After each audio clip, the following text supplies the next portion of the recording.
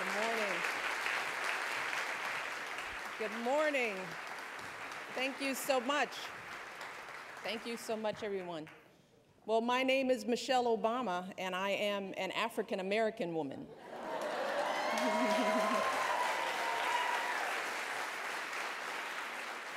On behalf of myself and my husband, it is truly a pleasure and an honor to welcome you all here to Washington. We have so many distinguished leaders here with us today. Of course, we have President Bush and Mrs. Bush who are here today, and I want to thank them both and the Bush Institute for their passionate leadership on the issues that we're going to be discussing today. I also want to recognize my dear friend, Dr. Jill Biden, who is here as well. She has been a tremendous partner over the past 5.5 years, and I'm thrilled that she is here with us today. And of course, most of all, I want to thank all of you for joining us at this event. We have a fabulous program lined up for you today, as you've heard. We'll be discussing important issues, we'll be hearing from renowned experts, and we're going to be making some really exciting announcements about new initiatives across Africa. So this is going to be a really big day. This has been a day that's been a part of a big week, that's been a part of a big couple of months, actually. As you may know, the summit that your husbands are attending this week is the largest gathering of African leaders ever hosted by an American president. And about 6 weeks ago, 500 young leaders from across Africa arrived here in the United States to take part in the Mandela Washington Fellowship for Young African Leaders. And I have to tell you that these young men and women are truly extraordinary. Many of them are barely half my age. I don't want to say that, but they're young. And they've already founded NGOs, they've started their own businesses, they've risen to senior levels of their governments. And as part of the Mandela Fellowship, they have undertaken intensive academic coursework and leadership training at universities across America. And the passion, the intelligence, the dedication of these young leaders has inspired all of us here in the U.S. who have had the pleasure of spending any time with them. I had the privilege of speaking with these fellows last week, and I met with a group of them who share my interest in girls' education. And two of the fellows from that meeting will be doing a presentation today about their stories and their ideas. And I'm not going to steal any of their thunder because they are remarkable individuals, but I can tell you this, that while we talked about a range of issues, there was one theme we kept returning to. Again and again, these young people emphasized how important it is for them to have support from leaders in their governments. And this is the very same message that I hear so often from the young American leaders that I meet with. These young people are working so hard in their communities. They're facing so many challenges and obstacles, and they're looking to all of us for inspiration. They're looking to us to champion the issues they care about. And most of all, they're looking to us to empower them to be part of the solution. And that means that we all are going to need to do everything in our power to bring these young people to the table.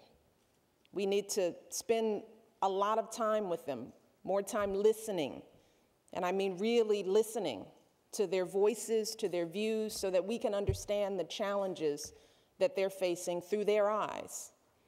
And we need to learn from their experiences and from their expertise.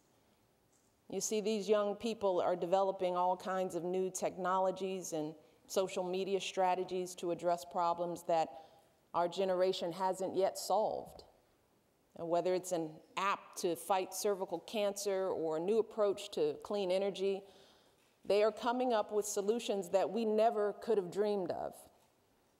So the question is, can we and our governments learn from them and follow their lead? Can we embrace their ideas and incorporate them into policies and strategies? And in our work as first ladies, first spouses, can we find new ways to be more inclusive of these young people and show them that we truly value their voices? And so many of you are already embracing the young leaders in your countries through your work, whether it's improving girls' education or fighting cervical cancer or HIV or supporting microfinance. You all have the potential to inspire millions across the globe. So it is my hope that today we will rededicate ourselves to these efforts and commit to new efforts to lift up our young people.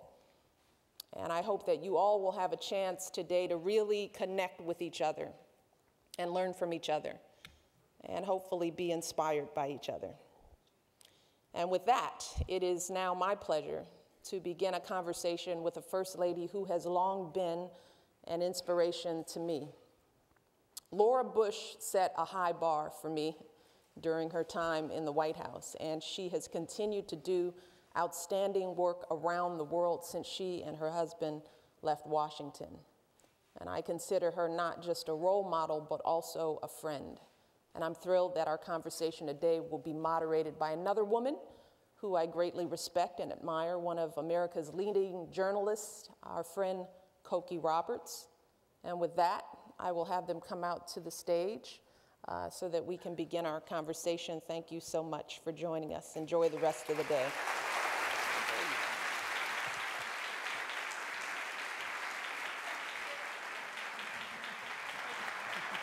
Thank you.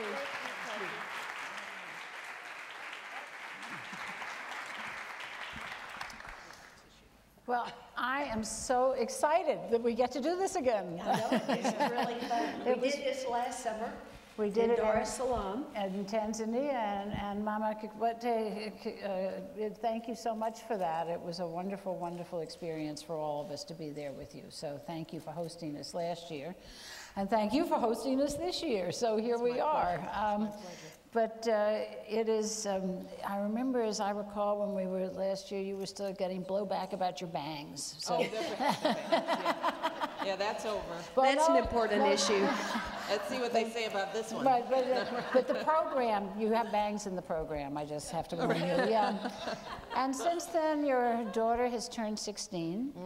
Yeah, I know, but I have to tell you, I'm envious to anybody who's had a daughter turn 16 is envious to have it happen in the White House, where you kind of can keep an eye on we her. can share the experience with the world, all the pain and pleasure that goes But I along with remember it. Lucy Johnson, President Johnson's daughter, saying when she turned 16 in the White House and got a driver's license, she said, it was permission to drive a motor vehicle. That's all it was.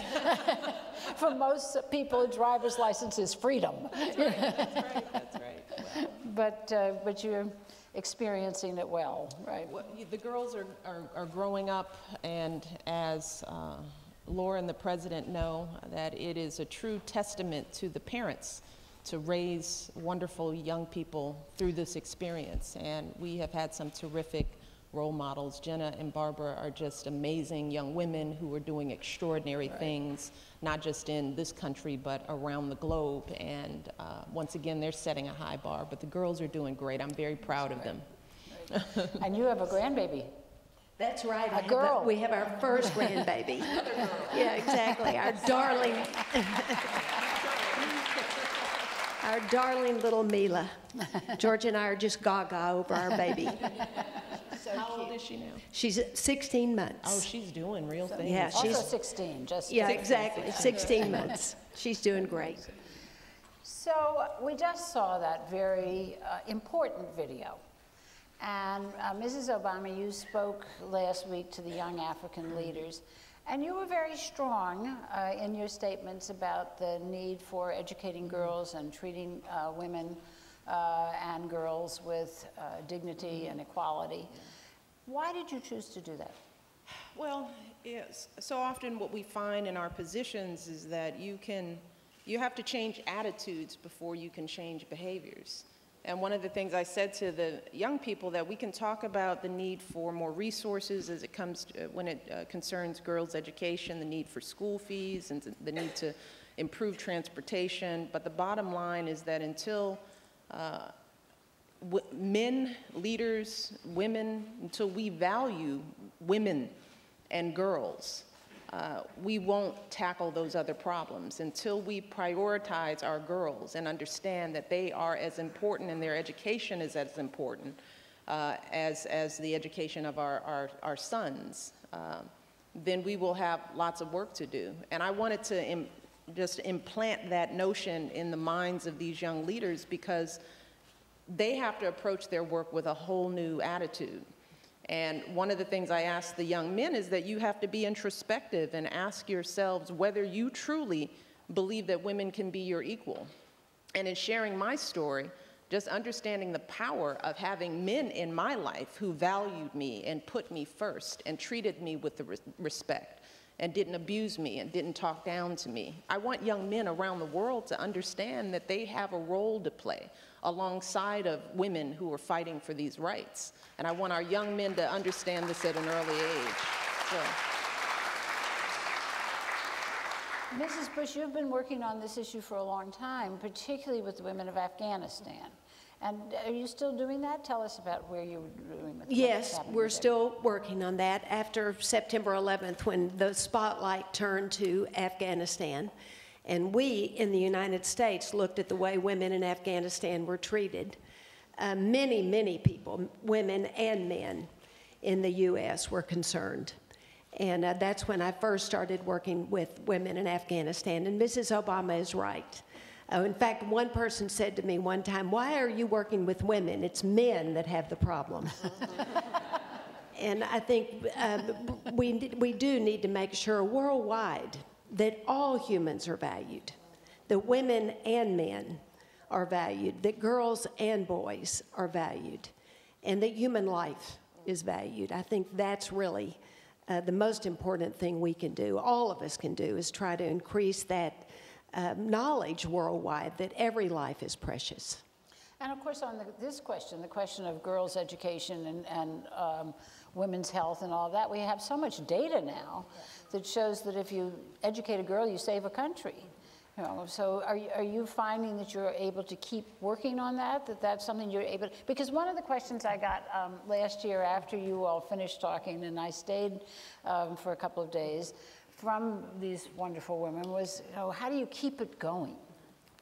Well, one of the things we've done, George and I have done, obviously when you live in the White House, you have a platform, but former first ladies and former presidents continue to have a platform and a convening power. And we've tried to do that with the First Ladies Initiative that we started last summer with the first conference in Dar es Salaam. And that is to bring together first ladies really from around the world. We started with African first ladies, but we're interested in engaging women from first ladies from every country to talk about the very unique platform that the spouses of world leaders have to help the women in their countries, to make sure that everyone is paying attention to the education of boys and girls in their country, and that we're making sure that women have the opportunity to be involved in the economic life of their country, because only countries where all people are involved can be successful. When we look around the world and we see countries where half of the population is marginalized or left out, then we usually see countries that are failing. So it's important to keep talking about that. And it's important, as I said in my opening remarks, to make room for the next generation of leaders. Because one of the things that the young people said to me, as I mentioned, is that they asked me to ask the first spouses to make room for them.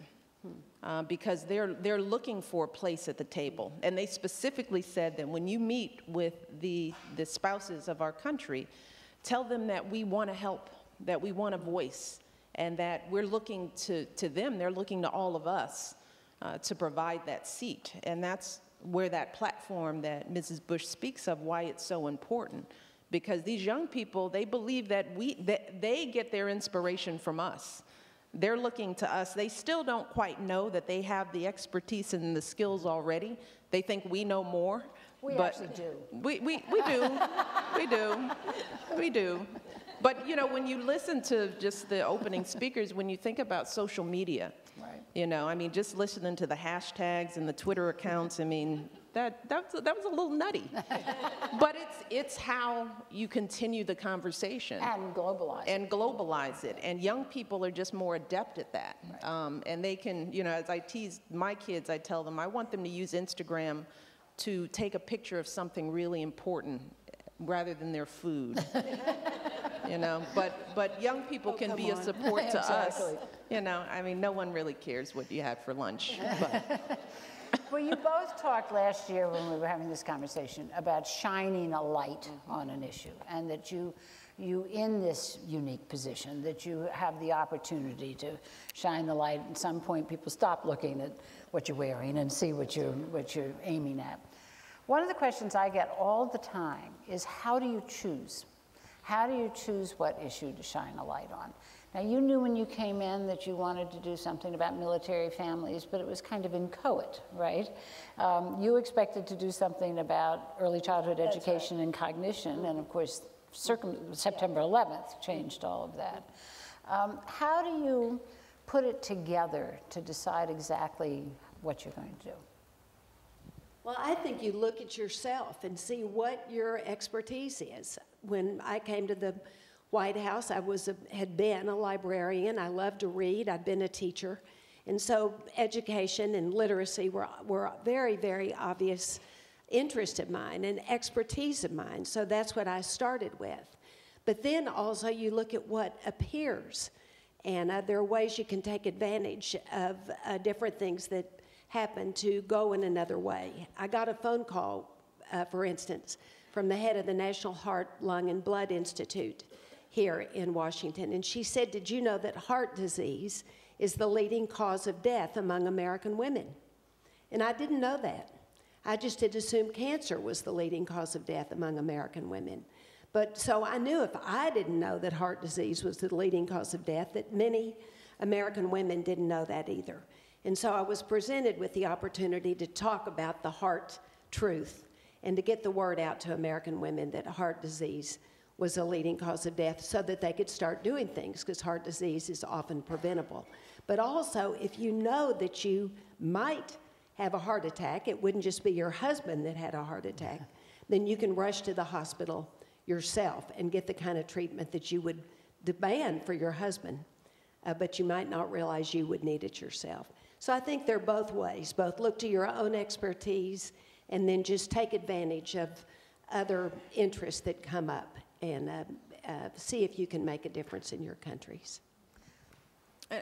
Also, where your passions lie, because I've found that I've been most effective when I am uniquely authentic. There's a sort of there's a authenticity to what I say. So that means I have to really believe passionately in the causes that I take on. And that lends itself to more power, more effectiveness. It just makes you a better advocate, because this is something you care deeply about. This was true when it came to the issue of educating our young people. I just started an initiative this year, Reach Higher, because one of the things I'm deeply passionate about is the role that education has to play in the lives of our young people. And my story is the story that I try to share with young people to motivate them. You know, there's nothing in my life that would indicate that I would be sitting here on this stage with a former First Lady and one of the most renowned journalists and every first spouse in Africa. Nothing in my life indicated that, but my parents believed in the value of education, even though they were not educated themselves. And they pushed my brother and I to do the best that we could do. So what I want young people in America to understand is that we are blessed in this country to have public education, to have opportunities that many girls around the world are putting their lives at risk to achieve. So it's incumbent upon us here in America to take advantage of every opportunity, and young people have to own their education. I can do that because I believe it. It is my story. It is, you know, why I'm sitting here. And my hope is that I can start a national conversation about reigniting that hunger for education in our young people, and using that to talk about the issues that our girls around the world are facing, with 60 million girls today not in school. Right. 30 million of those in sub-Saharan Africa. I want our young people across the globe to be talking about how do we fix that. So that's just an example. I'm clearly passionate about that. But one of the things that we're going to do today in the various panels is how-to, essentially. And you all have done the how-to. And part of that is private-public partnerships. And on all of your initiatives, it seems to me that you've both done that you've brought in universities, companies, foundations, whatever combination of things works. Can you talk about it, for instance, with Helping America's Youth? Sure. Helping America's Youth was one of my initiatives, and I traveled around the country and had summits, actually, conferences in many parts of the United States with all of the youth-serving agencies, types of agencies, from individual foundations that people had to individuals themselves, to men, for instance, who use sports to teach character building in Seattle, and worked with sports groups because they knew they could attract boys.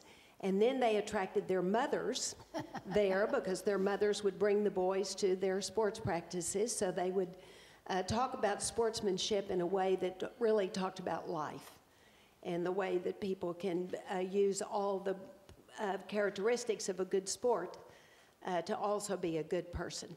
But what they discovered then was that their mothers were, in many cases, single mothers. Mm-hmm. They didn't have a community really of their own. And so they started, after the sports games, they would have barbecues. So the mothers could meet each other and be with each other.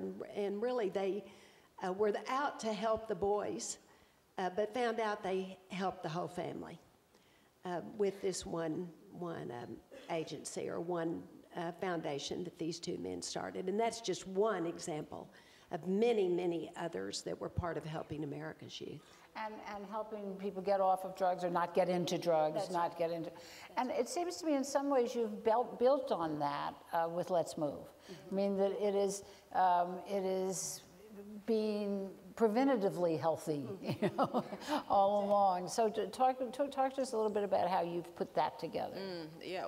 For those of you who don't know, Let's Move is my initiative to end childhood obesity in a generation. And we have really relied greatly on public-private partnerships because what we all have to understand is government has limits. Limited resources, limited, base of power. People look to government and think that government can do everything, but many of the solutions that we're trying to achieve require the involvement of the nonprofit sector and the private sector. So we've really enlisted companies to market food differently to kids so that they are not marketing unhealthy products. We've enlisted sports organizations to get kids up and moving, try to invest in more sports in communities that are underserved, whether it's the U.S. Tennis Association or the NBA or what have you. Many of these private players have been very eager to step up and partner with us to achieve this goal because we all have an interest in making sure that the next generation is as healthy as possible. We spend billions of dollars in covering obesity-related illnesses, and all of these illnesses are completely preventable with good diet, nutrition, exercise. So what we have said to many of our partners is that we all have an interest in this, and there's a way that we can all do well by doing good. Companies can still be profitable by creating foods and educating parents and families to help them make better choices about what they feed their kids. I must say, with teenage daughters, though, it must be, I would suspect that sometimes they say to you, "Let's move, Mom." Yeah, you've been sitting at our dining room table, Cokie, yeah.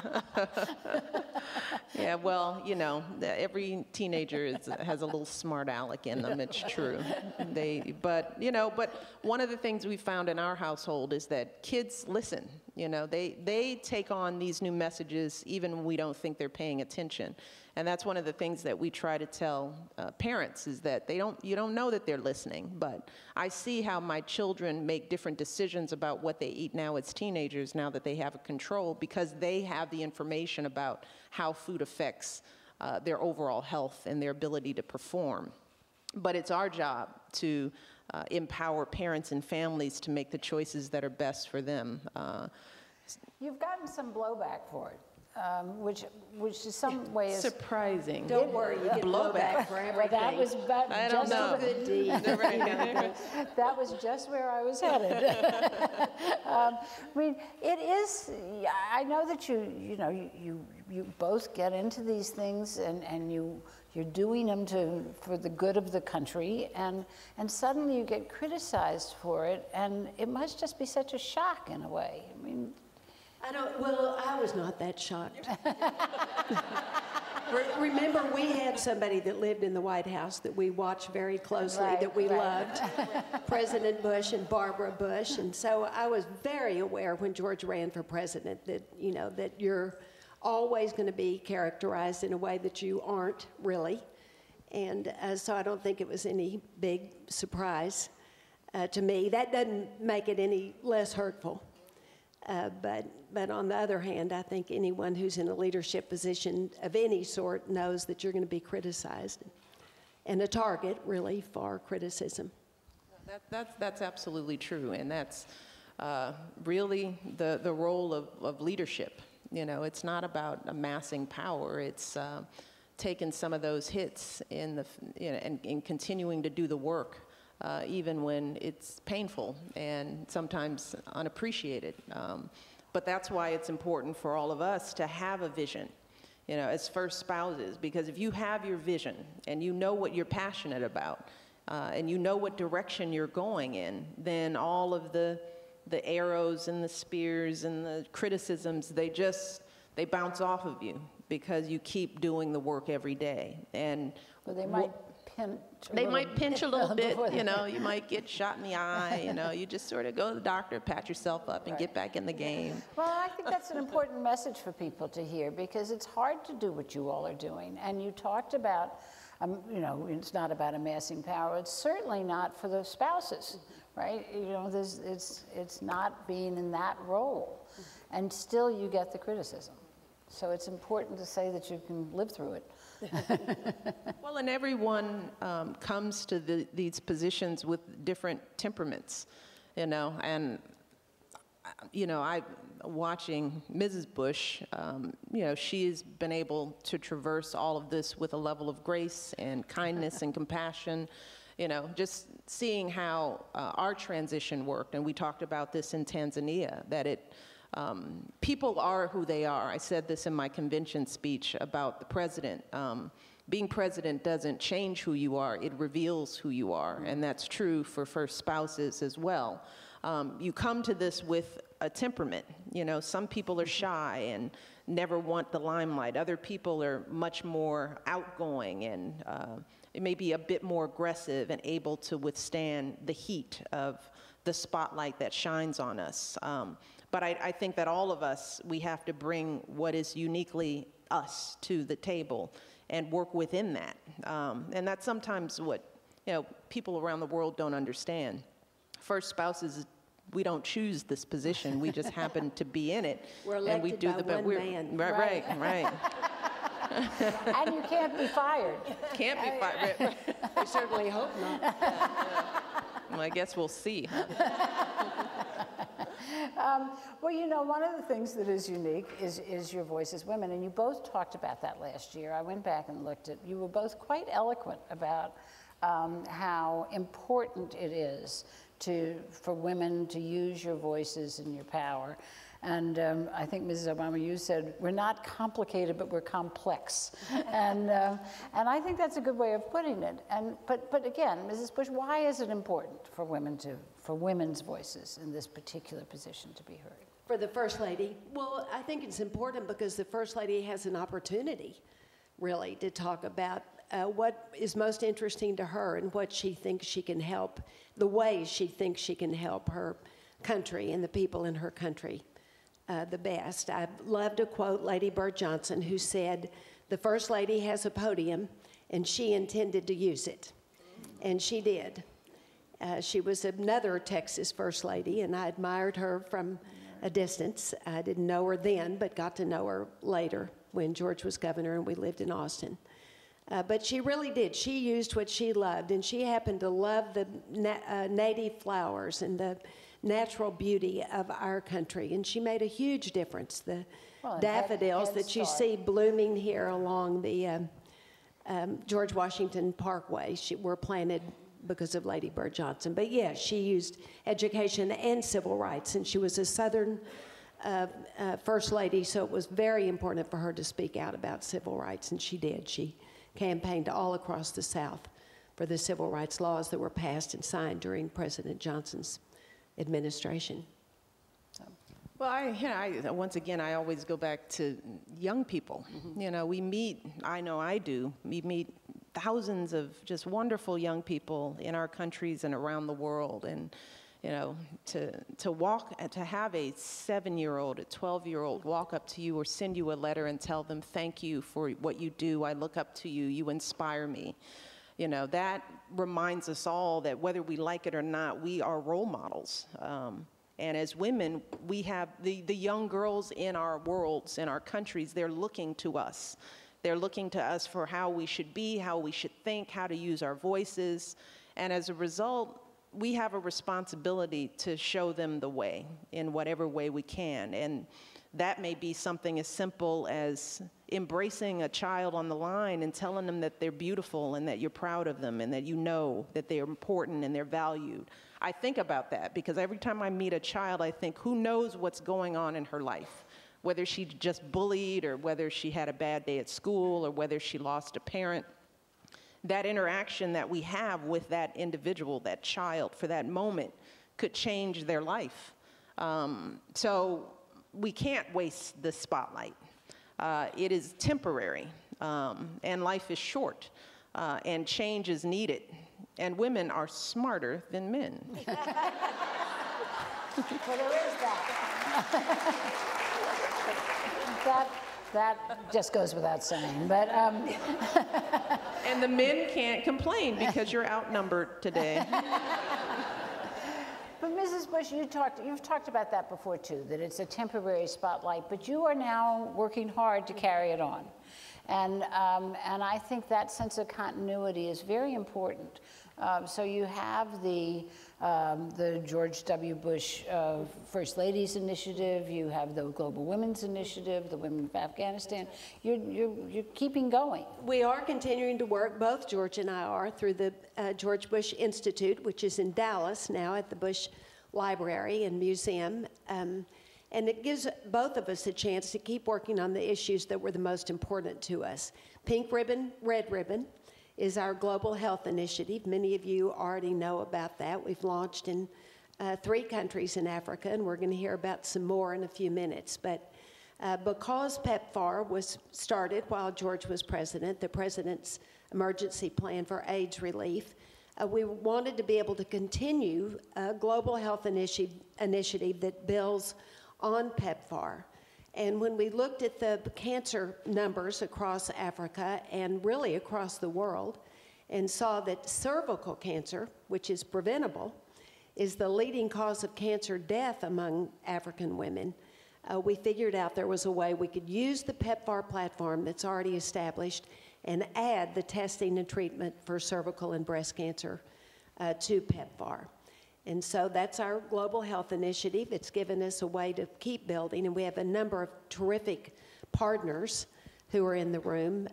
So thank you all to all the partners, and thanks to the First Ladies in the countries where we've already launched and where we're getting ready to launch. I just thought that was such a smart initiative because it really does combine so many elements that are just sensible, you know, which is another thing women are good at. But the fact is that you had the PEPFAR clinics, so the women were already coming in, but you needed since breast cancer isn't caused by the same diseases, you needed to get somebody else in. So you got Susan G. Komen and the pharmaceutical companies in. And it's really now turned out to be a total women's health platform. It is, really, and it's partnering, obviously, with the U.S. government as well, using the U.S. State Department as our partner, because we are using the PEPFAR platform to add. And the great news is that cervical cancer really can be treated, not when it's advanced, which is why it's so important that women come to be screened early on and then be treated. And then the vaccination programs with the HPV vaccination is important. And I think many African First Ladies are trying now to manage these vaccination programs so that we really won't even have to worry about cervical cancer when these girls who are vaccinated grow up. And do you think about that, Mrs. Obama? I know you're still right in the middle of it. I hope you're not thinking about that yet. Oh, no, not at all, not at all. But about how you can carry on some of these, and talk about some of your other initiatives too while you're doing it, because you have done these private public partnerships, particularly around the military families. Well, Dr. Biden and I, we started joining forces, which is a nationwide effort to provide the support, respect to our men and women in uniform and their families. We have worked with private companies to create jobs as these men and women transition to civilian life, working on making sure they get the education benefits, all the support that they should expect, having put their lives on the line and their families' lives on hold. And the medical schools, you're working with medical schools? Well, the nurses are becoming trained to be able to identify and support men and women who may have post-traumatic stress disorder, just educating the entire country on what PTSD means, trying to destigmatize it so that these men and women feel like they can seek help when they need it. All of that has been, it is a passion for both Jill and I.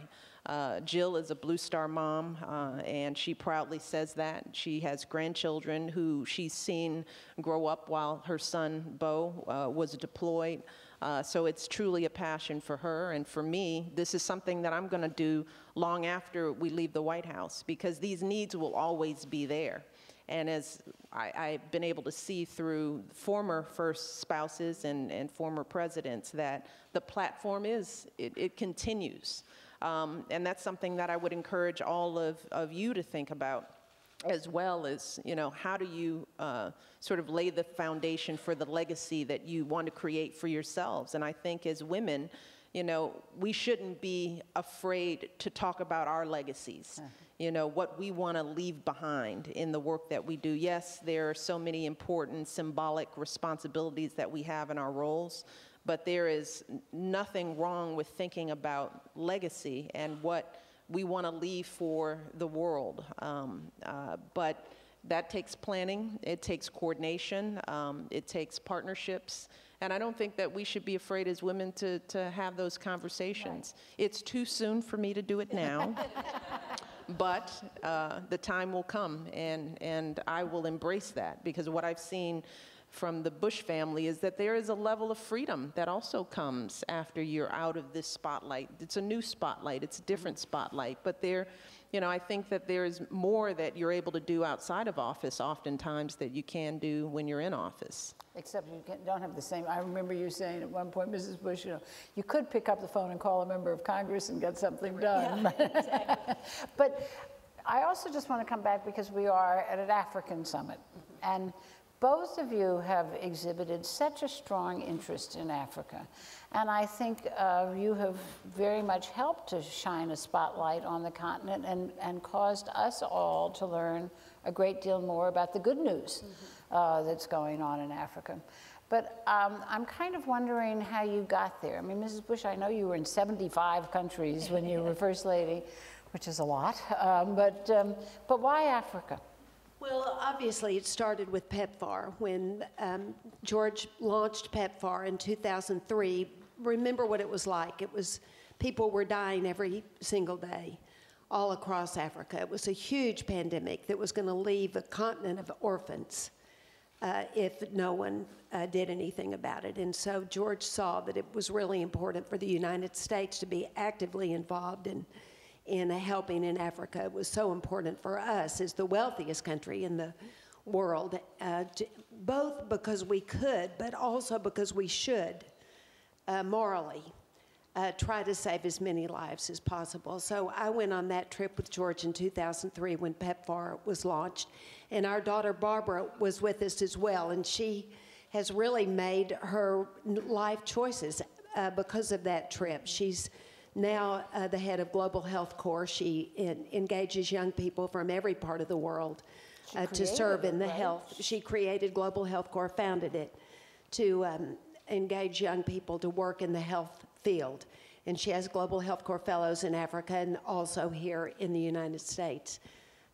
But I think because of that first trip and because of PEPFAR, we just got a huge interest in Africa and traveled there many times. And of course, have traveled there many times since we've been home. We just had a wonderful trip this last March, a private trip, not a business trip to Ethiopia to visit the Christian sites in Ethiopia. So Africa has become a very important continent to us, partly because of that, because of PEPFAR, but just also because of our experiences there. Well, and Africa is an important continent to the rest of the world. Its success is integral to the success of this nation, the United States, and the world. And it is an undervalued, underappreciated continent. So it is incumbent upon the world to have a better understanding of what Africa has to offer.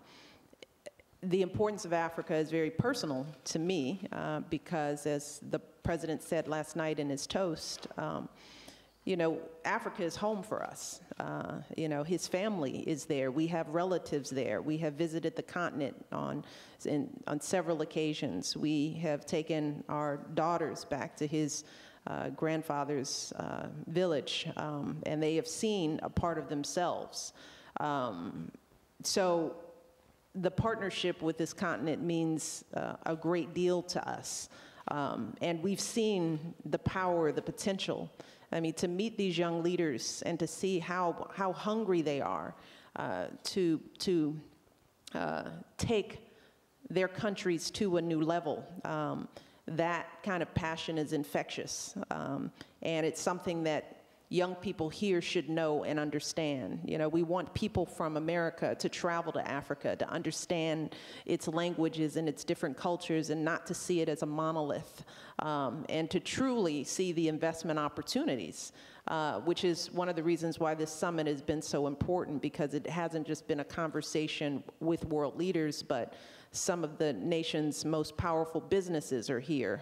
Some of the most prestigious nonprofits are here. That's why today's session is so important, because our success as a nation is directly tied to the success of Africa. And now it is time for the United States as a whole to embrace that reality.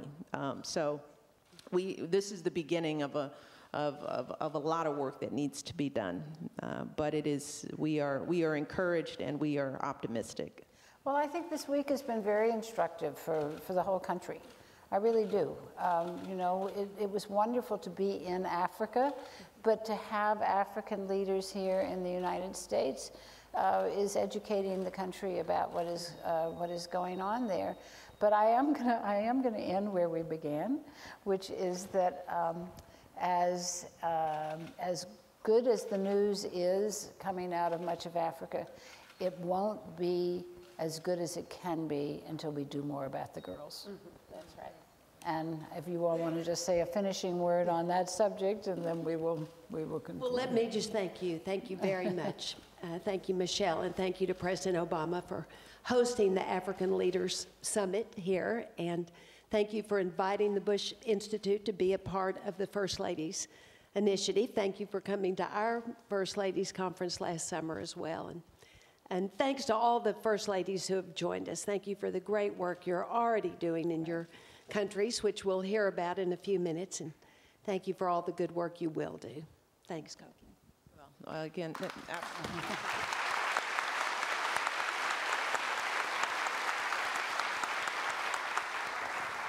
well, thank you. Back at you. But Laura, no, absolutely. We are here today because of the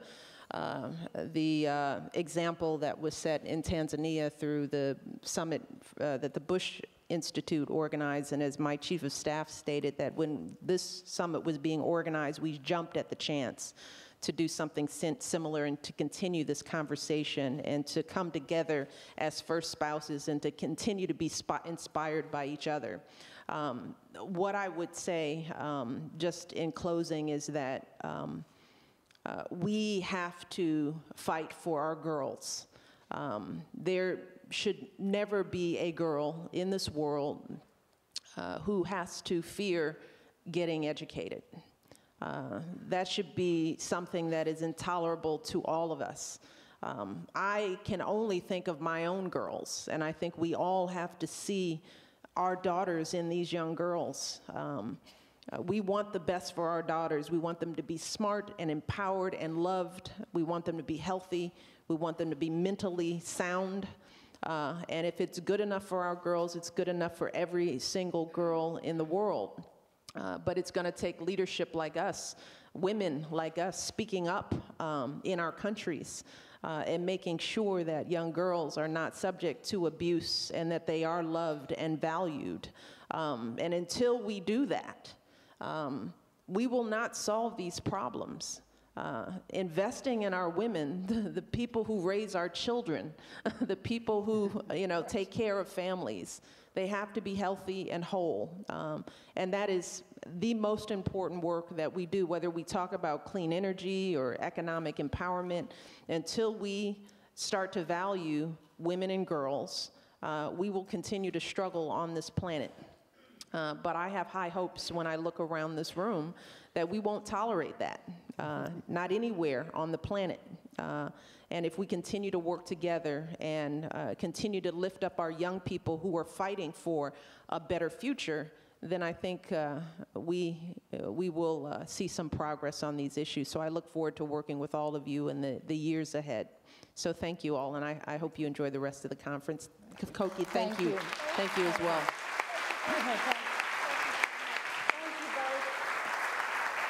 Thank you both so much for the work you're doing, first of all, for coming together. I keep saying, you set such a good example for the men,